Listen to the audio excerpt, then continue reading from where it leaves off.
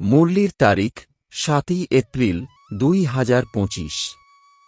মুরলির শিরোনাম, সবচেয়ে ভালো দৈবী গুণ হল শান্ত থাকা, অধিক আওয়াজে না আসা, মিষ্টি কথা বলা।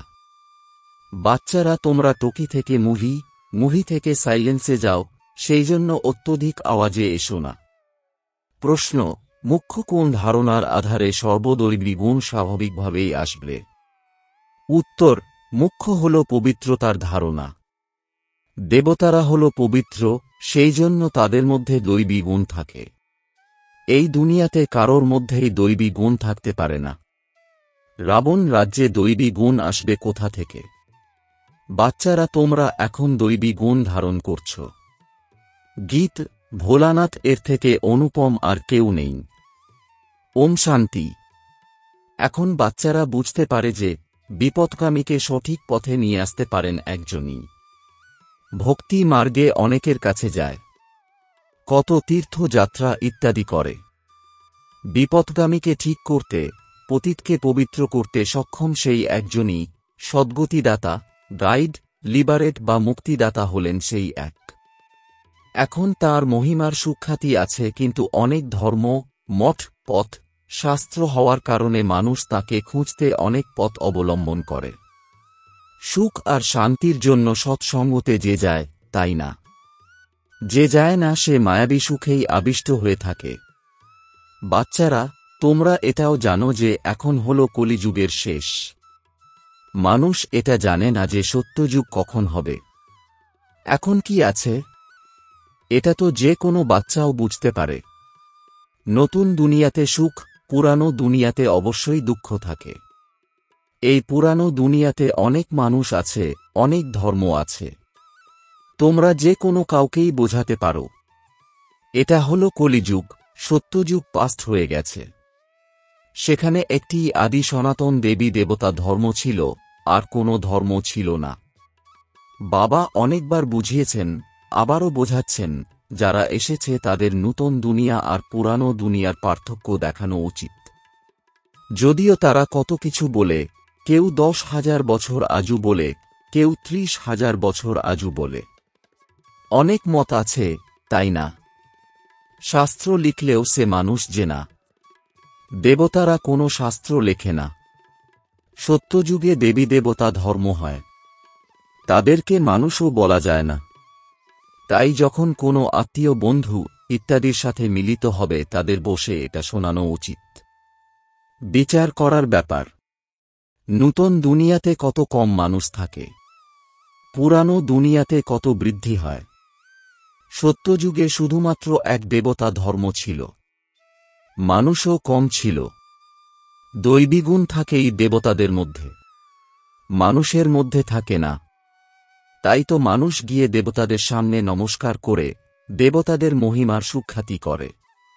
জানে যে তারা হলেন স্বর্গবাসী, আমরা হলাম নরকবাসী, কলিযুগবাসী। মানুষের মধ্যে দৈবী গুণ থাকতে পারে না।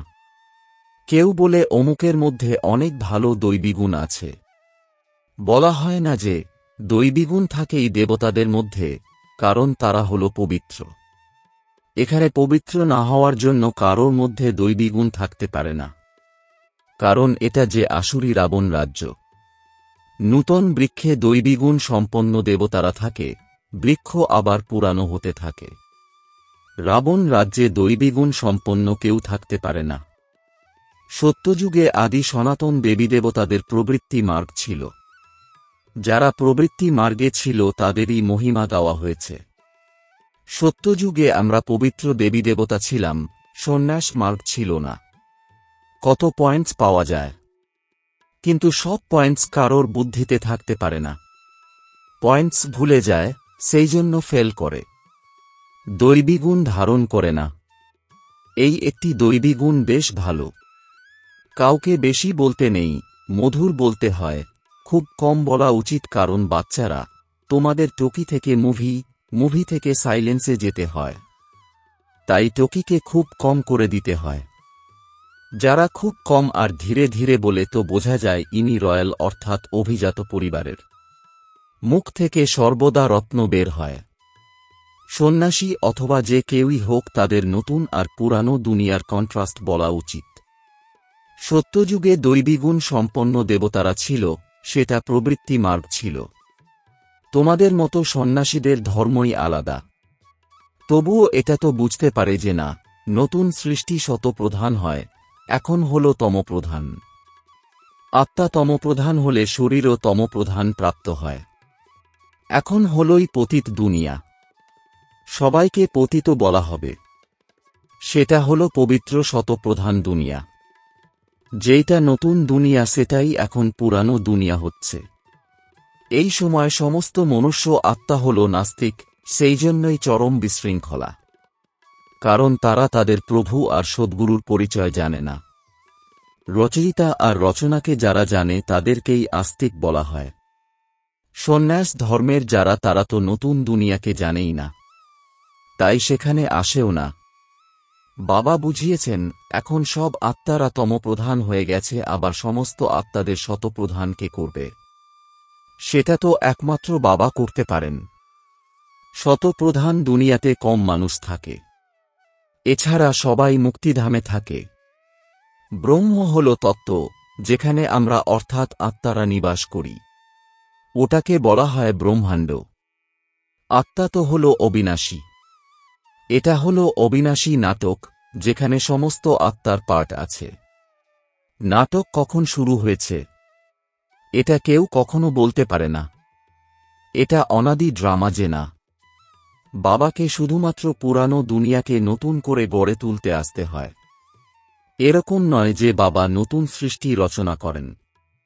যখন পতিত হয় তখনই ডাকে, সত্যযুগে কেউ ডাকে না। সেইটি হলই পবিত্র দুনিয়া। রাবণ পতিত করে, পরমপিতা পরমাত্মা এসে পবিত্র করেন। অবশ্যই অর্ধেক অর্ধেক বলা হবে। ব্রহ্মার দিন আর ব্রহ্মার রাত হল অর্ধেক অর্ধেক। জ্ঞান লাভে দিন হয়, সেখানে অজ্ঞান থাকেই না। ভক্তি মার্গকে অন্ধকার মার্গ বলা হয়। দেবতারা পুনর্জন্ম নিতে নিতে আবার অন্ধকারে চলে আসে, সেই জন্য এই সিঁড়িতে দেখিয়েছে মানুষ কিভাবে শত, রজ, তমতে আসে।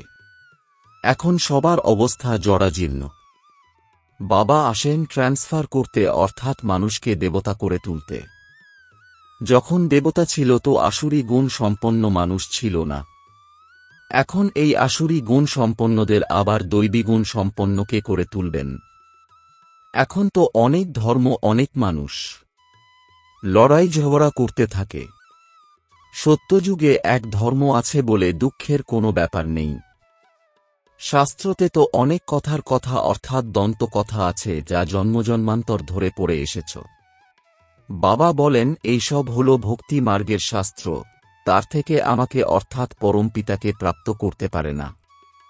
আমাকে তো নিজেকে একবারই এসে সকলের সদ্গতি করতে হয়। এমনি এমনি কেউ ফিরে যেতে পারে না। অনেক ধৈর্য ধরে বসে বোঝাতে হয়, শোরগোলও যেন না হয়। সেই সব লোকেদের তো নিজেদের অহংকার থাকে, তাই না? সাধুসন্তের সাথে ফলোয়ার্স অর্থাৎ অনুগামীরাও থাকে। হঠাৎ করে বলে দেবে এনারও ব্রহ্মাকুমারীর জাদু লেগেছে। কিন্তু সুবুদ্ধিসম্পন্ন মানুষ বলবে এটা বিচারযোগ্য ব্যাপার। মেলা প্রদর্শনীতে অনেক প্রকারের আসে না। প্রদর্শনী ইত্যাদিতে যারাই আসুক তাকে খুব ধৈর্যের সাথে বোঝানো উচিত। বাবা যেমন ধীরে ধীরে বোঝাচ্ছেন, খুব জোরে জোরে বলা উচিত নয়। প্রদর্শনীতে তো অনেকে একসাথে হয়ে যায়, তাই না? আবার বলে দেওয়া উচিত, আপনি কিছু টাইম নিয়ে এসে একান্তে এসে যদি বোঝেন তো আপনাকে রচয়িতা আর রচনার রহস্য বোঝাব। রচনার আদিমধ্যান্তের জ্ঞান একমাত্র রচয়িতা বাবা বোঝান। এছাড়া তারা তো এটাও না ওটাও না বলে দিয়েছে, অর্থাৎ নেতি নেতি কোনো মানুষই ফিরে যেতে পারে না। জ্ঞানের দ্বারা সদ্গতি হয়ে যায়, এরপর জ্ঞানের দরকার হয় না। এই নলেজ ব্যতীত বাবাকে কেউ বোঝাতে পারবে না। বোঝানোর ব্যক্তি যদি বয়স্ক হয় তো মানুষ বুঝবে এই ব্যক্তিও হল অনুভবী। অবশ্যই সৎসঙ্গ ইত্যাদি করেছে। কোনো বাচ্চা বোঝালে মনে করবে এ আবার কি জানে। তাই এইভাবে বয়স্কদের প্রভাব পড়তে পারে। বাবা একবারই এসে এই নলেজ বুঝিয়ে দেন। তমপ্রধান থেকে শতপ্রধান করে তোলেন। মায়েরা বসে তাদের বোঝালে তো খুশি হবে। বলো জ্ঞান সাগর। বাবা জ্ঞানের কলস আমাদের অর্থাৎ এই মায়েদের দিয়েছেন, যা আমরা আবার আর সকলকে দিয়ে থাকি। খুবই নম্রতার সাথে বলতে থাকো। শিবই হলেন জ্ঞানের সাগর, যিনি আমাদের জ্ঞান শোনান। বলেন আমি তোমাদের অর্থাৎ মায়েদের দ্বারা মুক্তিজীবন মুক্তির গেটস খুলতে থাকি, আর কেউ খুলতে পারে না। আমরা এখন পরমাত্মার দ্বারা অধ্যয়ন করছি। আমাদের কোনো মানুষ পড়ায় না। জ্ঞানের সাগর হলেন একই পরমপিতা পরমাত্মা। তোমরা সকলে হলে ভক্তির সাগর। ভক্তির অথরিটি হও, নাকি জ্ঞানের? জ্ঞানের অথরিটি হলাম এক আমি। মহিমাও একেরই করা হয়। তিনিই হলেন উচ্চতমের চেয়েও উচ্চ। আমরা তাঁকেই মানি। তিনি আমাদের ব্রহ্মাতন দ্বারা অধ্যয়ন করান, সেই জন্য ব্রহ্মাকুমার কুমারী গাওয়া হয়েছে। এরকম খুব মধুরতার সাথে বসে বোঝাও। যদি অনেক পড়াশোনা জানাও হয়, অনেক প্রশ্ন করে, প্রথমেই তো বাবার উপরেই বিশ্বাস দৃঢ় করতে হয়। প্রথমে তোমরা এটা বোঝো যে রচয়িতা বাবা কিনা। সকলের রচয়িতা হলেন একই শিব বাবা, তিনিই হলেন জ্ঞানের সাগর। বাবা টিচার, সদ্গুরু হন। প্রথমে তো এইটা সুদৃঢ়ভাবে বিশ্বাস করো যে একমাত্র রচয়িতা বাবা রচনার আদি মধ্যান্তের জ্ঞান প্রদান করেন। তিনিই আমাদের বোঝান, তারা তো অবশ্যই রাইটই বুঝবে। আবার কোনো প্রশ্ন উঠতে পারে না। বাবা আসেনি সঙ্গমে। শুধু বলেন আমাকে স্মরণ করলে পাপ ভস্ম হয়ে যাবে। আমাদের কাজই হল পতিতকে পবিত্র করে তোলা। এখন হল তমপ্রধান দুনিয়া। পতিত পাবন বাবা ব্যতীত কারোর জীবন মুক্তি প্রাপ্ত হতে পারে না। সবাই গঙ্গা স্নান করতে যায়, তো পতিত দাঁড়ালো যে না। আমি তো বলি না যে গঙ্গা স্নান করো। আমি তো বলি মামেকম স্মরণ করো। আমি তোমাদের অর্থাৎ সকল প্রিয়তমার প্রিয়তম হই। সকলেই এক প্রিয়তমকে স্মরণ করে। রচনার ক্রিয়েটর হলেন একমাত্র বাবা। তিনি বলেন দেহী অভিমানী হয়ে আমাকে স্মরণ করলে সেই যোগ অগ্নির দ্বারা বিকর্ম বিনাশ হবে। এই যোগ বাবা এখনই শেখান, যখন পুরানো দুনিয়া পরিবর্তিত হতে থাকছে। সম্মুখে বিনাশ দণ্ডায়মান। এখন আমরা দেবতায় পরিণত হচ্ছি। বাবা কত সহজ করে বোঝান। বাবার সামনে যদিও বা শোনে, কিন্তু একরস হয়ে শোনে না। বুদ্ধি অন্যান্য দিকে পালাতে থাকে। ভক্তিতেও এই রকম হয়। সারাদিন তো ওয়েস্ট চলে যায়, বাকি যা টাইম বাঁচে তার থেকেও বুদ্ধি কোথায় কোথায় চলে যায়। সকলের এরকম দশা হয়ে যাবে। মায়া যে না। কোনো কোনো বাচ্চারা বাবার সামনে বসে ধ্যানে চলে যায়, এটাও তো টাইম ওয়েস্ট হলো যে না। উপার্জন তো হলো না। বাবা তো বলে যে স্মরণে থাকো, যাতে বিকর্ম বিনাশ হয়। ধ্যানে যাওয়ার জন্য বুদ্ধিতে বাবার স্মরণ থাকে না। এই সব ব্যাপারে অনেক জট থাকে। তোমাদের তো চোখ বন্ধ করতে নেই। স্মরণে বসেছ যে না। চোখ খোলা রাখার জন্য ভয় পাওয়ার কিছু নেই। চোখ খোলা থাকুক। বুদ্ধিতে প্রিয়তমের স্মরণ থাকুক। চোখ বন্ধ করে বসা এটা রীতি না।